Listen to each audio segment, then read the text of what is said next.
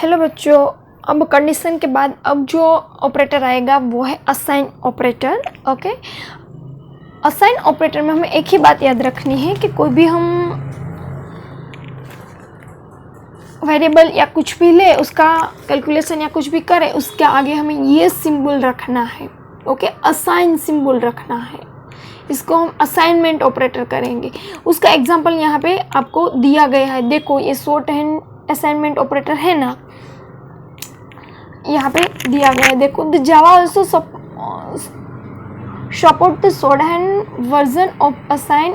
It save the type times. It take the form variable operator assign equal expression.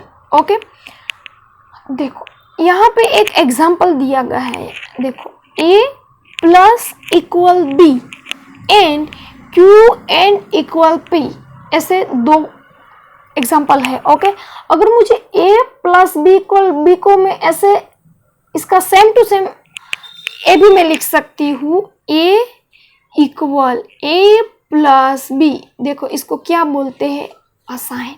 Okay, q and equal p is also same as q and p. Okay, अब type cast है। Type cast का मतलब क्या है बच्चों? अगर मैं programme लिख रही हूँ, ओके, फर्स्ट मैंने जो वेरिएबल डिक्लेयर किया है उसकी जो डेटा टाइप है वो, और वो वेरिएबल में बीच में कहीं प्रोग्राम में यूज करती हूँ, तब मैं उसकी डेटा टाइप चेंज करती हूँ, उसको बोलते हैं टाइप कास्ट। देखो, in some case we may want to force a converse that would not be done automatically. For this we can use what is called a typecast. A typecast is indicated by putting a type name in parenthesis before the value we want to convert. Okay, इसका मतलब क्या है? देखो, यहाँ पे example आप देख ले तो आपको समझ में आ जाएगा। टाइप का मतलब है मैंने जो वेरिएबल, देखो यहाँ पे डिक्लेयर किए हैं, इंटीजर a शॉर्ट b। इसका मतलब क्या है? इंटीजर में मैं कौन सा मैंने वेरिएबल लिया? तो के a। शॉर्ट में मैंने कौन सा वेरिएबल लिया? तो के b। इसका मतलब ये हुआ ना, a की डेटा टाइप क्या है? इंटीजर। b की डेटा टाइप क्या है? तो के शॉर्ट। ओके, फिर मैंने a में वैल्यू डाली। ओके, ये a की वैल्यू है, तो यहाँ पे देखो b इक्वल शॉर्ट a। इसका मतलब ये हुआ कि ये शॉर्ट, ये जो वेरिएबल है उसको मैंने शॉर्ट में कन्वर्ट किया, क्योंकि यहाँ तो आपने a नाम का जो वेरिएबल है वो तो इंटीजर में लिया था।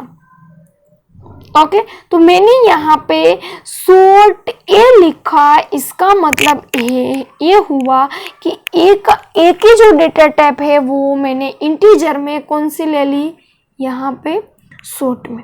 ओके, इसको बोलते हैं टाइप कास्ट। इसका मतलब एक डेटा टाइप में से मैं वो वेरिएबल को दूसरे में कन्वर्ट करती हूँ तो उसको बोलते हैं टाइप कास्ट। अब यहाँ एसोसिएटिविटी दिखाई आपको समझाई गई है। ये है प्रोसीजर्स ऑर्डर, वो हमने आगे ही पढ़ लिया है। Example a plus B multiplication c वाला हमें एक्सप्रेशन में देख लिया था। वो पहले b मल्टीप्लिकेशन की c कंडीशन चेक करेगा, पहले वो मल्टीप्लिकेशन करेगा, उसके बाद वो एडिशन करेगा। ओके, क्लियर है? अब एसोसिएटिविटी का मतलब क्या है बच्चों? वो हम ये, अगर मैं कुछ भी ऑपरेटर लेती हूँ तो वो वर्क कैसे करेगा? वो लेफ्ट टू राइट जाएगा या राइट टू लेफ्ट जाएगा, उसको हम एसोसिएटिविटी बोलते हैं। ओके, यहाँ ऑपरेशन दिया गया है, हमने आगे देख ही लिया है। यूनरी ऑपरेटर्स है, ये मल्टीप्लिकेशन ऑपरेटर है, लॉजिकल ऑपरेटर है। हमें ऑपरेटर में ये सारे के सारे ऑपरेटर देख लिए हैं, उसके सिंबल भी हमने देख लिए हैं, plus minus multiplication, less than, greater than. Okay, लेकिन देखना हमें यहाँ ये है कि अगर मैं ये ऑपरेटर का यूज करती हूँ तो वो कैसे, कौन सी साइड जाएगा? इसका मतलब वो राइट टू लेफ्ट जाएगा, लेफ्ट टू राइट जाएगा। ओके, अगर मैं यूनरी ऑपरेटर का यूज करती हूँ तो वो वर्क कैसे करेगा? लेफ्ट टू राइट या राइट टू लेफ्ट, तो कि वो है राइट टू लेफ्ट। मैं मल्टीप्लिकेशन, डिवीजन और मॉड्यूल का यूज करती हूँ, तो वो कैसे वर्क करेगा, लेफ्ट टू राइट। ये जो है कि ऑपरेटर कैसे वर्क करेंगे, कैसे वर्क यानी कि वो किस तरफ जाएंगे, लेफ्ट टू राइट या राइट टू लेफ्ट, इसको हम क्या बोलेंगे, एसोसिएटिविटी। ओके, उसका एग्जांपल भी बच्चों यहाँ पे दिया गया है। देखो एग्जांपल है x equal Y equal Z equal 7। इसका मतलब क्या है, तो आप ऐसे बोल सकते हैं x equal 7, y equal 7, z equal 7, क्योंकि तीनों की वैल्यू सेम है, इक्वल 7 है। ओके, तो वो किस तरफ गया, देखो leaving all three variables with the value of 7। Okay, इन तीनों की वेरिएबल की वैल्यू सेम है 7। ओके, तो वो कैसे जाएगा, x equal 7, y equal 7, z equal 7, तो वो राइट टू लेफ्ट वर्क करेगा। Okay, clear. एसोसिएटिविटी ऑपरेटर कैसे वर्क करता है यहाँ दिखाई दिया। ओके, अब उसके बाद हम सीखेंगे control structure. In generally the statement are executed sequentially one by one. Okay, statement one by one execute होगा. The sometime program logic needs to change the flow of this sequence. वो जो sequence है programme की, कई बार वो मुझे change करनी पड़ेगी, तो वो फ्लो हमारी program logic need to change the flow of the sequence. इसके जो फ्लो हो कि सीक्वेंस है वो कई बार हमें चेंज करनी पड़ेगी। The statement that enable to control the flow of execution are considered as a control structure. वो कैसे पॉसिबल होगा, तो कि कंट्रोल स्ट्रक्चर से। देखो बच्चों याद रखना, जावा में there are two type of control structure, two type के कंट्रोल स्ट्रक्चर, एक है लूप्स और एक है branches. Okay, loops are used to repeat a sequence of the statement over and over until some condition occur. इसका मतलब loops का मतलब क्या होता है, तो कि वो रिपीट कोई भी सीक्वेंस आपको और स्टेटमेंट आपको रिपीट करवाना हो तो वो लूप्स में आएगा। और branches are used to choose the among two और more possible courses of action. Okay, branches का मतलब वो जैसी ब्रांच चूज हमें सिलेक्ट करनी हो, टू या टू से मोर पॉसिबल कोर्स में। ओके, यहाँ पे आपको दिखाई दिया है, एक एग्जांपल दिया है ब्लॉक के बारे में, वो अभी हम डिस्कशन करेंगे। ओके, ब्लॉक का मतलब क्या है, a block statement is a group of statement enclosed between a pair of brackets. Okay, इस ब्रैकेट में हमें ब्लॉक का स्टेटमेंट लिखना है। यहाँ इसके सिंटेक्स दी गई है, देखो कर्ली ब्रैकेट स्टार्ट, स्टेटमेंट और ओवर। उसके पर्पस यहाँ फॉलो करने होंगे। The group sequence of the statement into unit that is to be treated as the single statement. Usually in control structure the group logically relate statement to create the variable with a local scope for the statement with a blocks। Okay, इसके purpose है तीनों। अब यहाँ पे एक example दिया गया है ब्लॉक के बारे में। देखो यहाँ मैंने एक वेरिएबल लिया है, इंटीजर टेम्परेरी वेरिएबल लिया है। तो temp equal x, save a copy of x in a temp। Okay, x equal y, copy y into x, y equal temp, copy temp into y। Okay, ये हमारा block का एक example है। देखो यहाँ इसके सिंटेक्स देखो, कर्ली ब्रैकेट स्टार्ट और ओवर, यहाँ भी है कर्ली ब्रैकेट स्टार्ट और ओवर। ओके, ये हमारा जो है वो स्टेटमेंट। याद रखो बच्चों, हमने आगे वो कमेंट सीखी थी। ओके, पढ़ी थी हमें कमेंट्स। देखो यहाँ पे सिंगल लाइन की कमेंट्स दी गई है।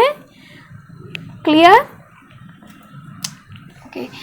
अब है if statement। The if statement when used in a program unable to take one of two alternative courses of action depends on the whether the value of a given boolean value expression is true or false। आपको मैं बता देती हूँ if statement कहाँ पे, if statement का मतलब है हमें कहीं भी कंडीशन रखनी हो, ओके, ये और ये, ओके, इसमें एक्सप्रेशन क्या आएगा, ट्रू और फॉल्स।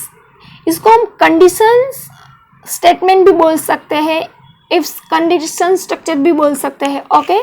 देखो यहाँ पे इसका सिंटेक्स भी दिया है, वो कैसे वर्क करता है। देखो इसमें बुलियन भी है, ओके, यहाँ मैंने बुलियन एक्सप्रेशन लिया, अगर वो ट्रू है तो वो स्टेटमेंट 1 चेक करेगा, अदरवाइज वो स्टेटमेंट 2 चेक करने के लिए चला जाएगा, ओके। यहाँ एग्जाम्पल दिए गए हैं इफ स्टेटमेंट के। देखो इफ मैंने x में जो भी वैल्यू डाली है वो 2 से डिवाइड होगी तो मुझे इक्वल 0, तो वो मुझे क्या प्रिंट करके देगा, इज इवन, ओके। इसका मतलब है अगर मैं x नाम के वेरिएबल में कुछ वैल्यू डालती हूँ और उसको डिवाइड में 2 से करती हूँ तो वो इक्वल 0 है या नहीं, ओके। अगर वो इक्वल 0 होगी तो मुझे वो कौन सी वैल्यू प्रिंट करेगी, इवन, ओके। आगे हमने वो इवन ओड का एग्जांपल देखा था ना, ओके। अगर मैं 2 से उसको डिवाइड करती हूँ तो मुझे आंसर 0 मिलता है, ओके। फॉर द एग्जांपल 8 का लिया था हमने, ओके, क्लियर। अदरवाइज वो मुझे क्या देगा, ओड नंबर, ओके, जो यहाँ मैंने कंडीशन रखी, क्लियर। अब है when an if statement is used in another if statement it is called nested if statement। इसका मतलब मैंने कई बार एक if ने एक से ज्यादा if का यूज कर लिया है, एक if के अंदर मैंने दूसरा if यूज कर लिया है, उसको हम nested if बोलते हैं। देखो यहाँ एक if है 1, ये 2, ये 3 है, क्लियर। यहाँ पे एग्जाम्पल दिया गया है बच्चों, देखो marks greater than equal to 70, okay. जिसके मार्क्स 70 से इक्वल है और अप है उसका ग्रेड क्या आएगा, ए, ओके। फिर एल्स मैंने दूसरी कंडीशन डाली, ओके, वहां मैंने बी ग्रेड डाला। फिर इफ में मैंने तीसरी कंडीशन डाली, ओके, वहां मैंने सी आया, आंसर सी आया, ओके। एक इफ के अंदर मैं दूसरा इफ यूज करती हूँ तो उसको हम बोलते हैं नेस्टेड इफ। फिर ये स्विच स्टेटमेंट है बच्चों। Switch statement is used when there are many alternative action to be taken depending upon the value of a variable और एक्सप्रेशन, ओके।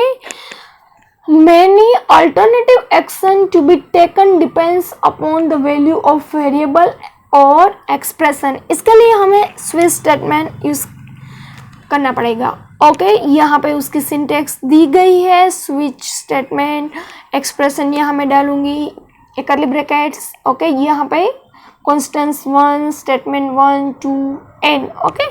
कहीं भी कॉन्स्टेंट्स आप वैल्यू डाल सकते हैं, ओके, क्लियर। अब है repetitive control structure. Java support 3 type of loop construct, okay, for while and do while, okay.